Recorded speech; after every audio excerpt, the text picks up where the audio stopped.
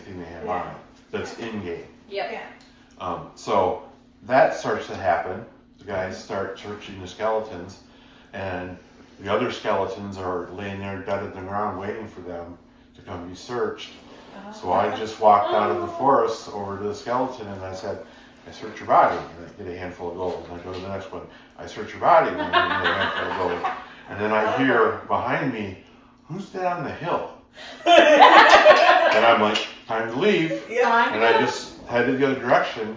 And when I did eventually run back into my friends after they were resurrected, not only did I not die, but I had way more money than anybody else in the group. There are advantages to playing the rogue. Yes. And, but it was amazing to me how easily people were able to suspend disbelief. When they were being resurrected, which takes about an hour and a half, I'm alone out here, so I thought, where can I be safe alone for an hour and a half? And I went, I'll go just sit in the tavern. I'll get a root beer or something. Yeah. You know. So I go in the tavern, and it's a pretty big place full of tables, picnic tables. And I got me a root beer and a chili dog, and I sat there, and I'm looking at the other people who are coming and going, and their costumes and stuff. And all of a sudden, the front door opens, and skeletons come walking in. But they all have their sword on their head. So they come walking in, and they go to specific positions in the room. Okay. Now, all of us in the room, and there had to be 10 people in there at that time, could see them plain as day in the light. But they're not So we all know there's going to be an encounter here shortly. But like nobody suddenly got up and left. You know, we all just kept doing what we were doing until they took their swords off their heads and they made this loud hissing sound, and then they started, acting like a skeleton, and then we all suddenly saw skeletons, and we all role played that, and just stuff like that just really amazed me. How one more story like that. When I went looking for my friends after it had been a while, because we weren't sure what the resurrection process was, and I went to the temple. And I said, I'm looking for my friends. They were killed. And the temple guy was like, who's your friends? And I told him their character names. And he said, I think one of them's in resurrection at the moment. It'll be another, 20 minutes or whatever. But you're in the right place. This is where he'll come out. And later, when I died, I found out that when you come there as a disembodied spirit, they put you in this little room in back, and they DM you going through an afterlife process, That's fun. which affects, I really like that. a lot of things. And but at the time, I didn't know any of that stuff. But I was taught that they had a old rope, like from a ship, a rope this big, and it was laid out around the little building that was the temple in a circle. And it represented a magical force field that protects the temple, that no one can get through. If you're inside of it, no one can get in, no one can get out. And only a couple of the priests at the temple had the ability to open it and close it. And it wasn't just, okay, I'm opening it. They had a little thing. When you casted magic in this game, you had to say a little phrase, and each spell had its own phrase. So there was time involved. Yeah. So I'm sitting out there, they said it's going to be 20 minutes. I'm like, cool, and I'm sitting there talking to the other guys waiting for their dead friends to come back. And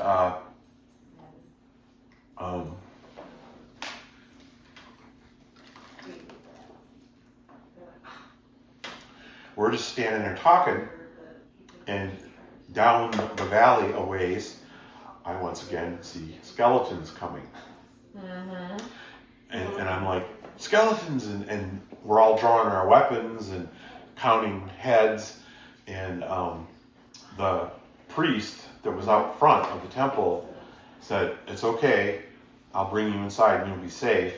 And then he said the little incantation, and he said, circle is down. And then we all got on the inside of the rope, And then he said that different incantation said circle is up, and they're like, and they won't come through the rope. So they came right up to the rope, but that was where it ended. And but it was exciting to stand there looking a foot away from them, and they can't hurt you, And they moved on, and then they brought my friends out, and immediately they opened the circle, and we all stepped outside the rope, and I was like, what happened? How's it go? And they're telling me they did this, they did that, and we have a quest we have to go on now, and we're just talking about what's going on. And that same group of skeletons had made a circle and were coming up, and the priest, they surprised us a little bit. And the priest yelled, circle down, and I jumped inside. And my friends, who didn't know nothing about circles, just looked at them. If your friend jumps, you go with them. They looked at the priest, and then looked at the skeletons, and looked at us, and tried to step in, and the priest guy goes, you can't step in until I bring it back down, and I can't bring it right down with a bunch of skeletons there. Yeah. So I stood there inside the safety of the temple, a foot away from my friends, watching the skeletons kill it. That's great. But like a round or two of combat happened, and the priest had gone inside the building and grabbed a couple paladins that work at the temple and got them out. And once they were out there with us, he opened the tent. Open the circle again. So we're watching our friends get chopped down, but we can't go out and help because we can't get through the thing. But as soon as he opens up the thing, now we outnumber the skeletons, and you got at least two of them were high level paladins. So the skeletons ran, although we ended up chasing them down and killing them, while our friends are laying on the ground being healed by clerics because they just got their asses kicked in. And the whole time, no one broke the rule of the rope. Everyone internalized what was going on. It was perfectly smooth. There's a force field there. Yeah. And people died rather than break the rule, Yeah. It was quite a weekend. That sounds like a lot of fun. Quite a weekend, yes. Unfortunately, the monetization of their share for the what's it called? Franchise? Yeah, their share of our franchise was just too big. I mean, we worked the numbers a lot trying to figure out if we could actually, because we were all like, now let's make sure this is going to work, because we don't want to invest a bunch of time and a year from now realize, It's important to do that work before. Oh, absolutely. Apparently, a lot of people don't. Yeah. Apparently. So, we finally came to a decision that that's not a good business deal for us. We considered just doing our own, and then one of us got a job offer for a really good job out of Chicago. Yeah. And, That was Dave.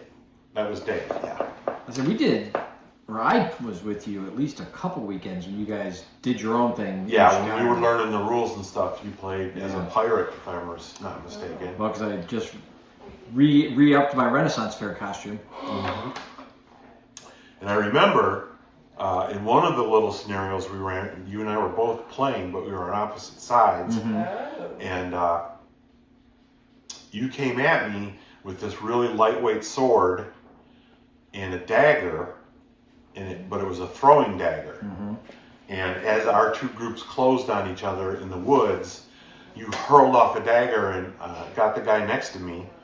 And the daggers were tough. They did like 3 points of damage, which will kill a first level person. So he went down. Now I'm over here with a broadsword and a main gouge in my left hand, and because I've always been a fan of the Three Musketeers, and I saw you winding up, and I was like, am I going to be fast enough to actually knock this thing down? And you hurled it at me, and I was smart enough to make an arc as I swung it to give as much surface area to my little weapon as I could. And I wouldn't say I blocked it, but I deflected it enough that it went off, didn't hit me. Hey, if it doesn't hit you. Which is a block. I mean. Yeah, I guess that is technically a block, but it wasn't what I was imagining when I was doing it. Yeah. But the rules, I'll give them credit. The rules were worth the money. The rules worked real well. They had solved a lot of really cool problems in ways that didn't do anything bad to the role play. One of the things they did with spells, whenever you cast a spell, including sorry, I lost my train of thought there for a second. Saying the magic saying that you basically had to memorize. I mean, you could dig out your notes and just look at what the phrase was to cast a spell, but if you're in the middle of combat, Yeah, you don't want to be doing that. yeah, that's You don't dangerous wanna have to do it. unless you have a couple fighters in front of you. You also had to touch your target Ah, with fun. a little beanbag, so you could So throw you it. could throw, okay. It also meant that if you're walking down the road and you see a guy coming down the road, and in one hand he's got 4 little beanbags between his fingers, Uh-oh. that's a wizard. That's Yeah. a wizard. And that's how they resolved that issue. And also that was how they kept track of how many spell slots you used. That makes sense. Because even to do a healing, you had to touch them with With a one beanbag. beanbag, and then that beanbag was dead. Hooked. Yeah. And so it helped keep track of how much magic you have. Beanbags that's a really good. That's a good way to do it. They originally used little tissues of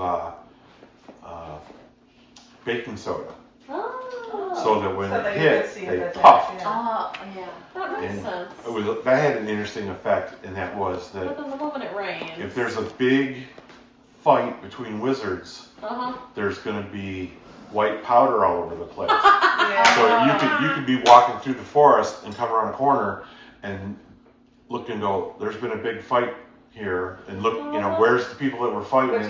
Which is fun. Yeah, oh Like, yeah. but The problem was, it turned out to be really bad for the local wildlife. Yeah. Yeah. Oh, yeah. That's why they that switched makes to the beanbags, and in the beanbags you use bird seed. Oh, So if something did eat it, it was totally fine. that makes sense. That makes sense.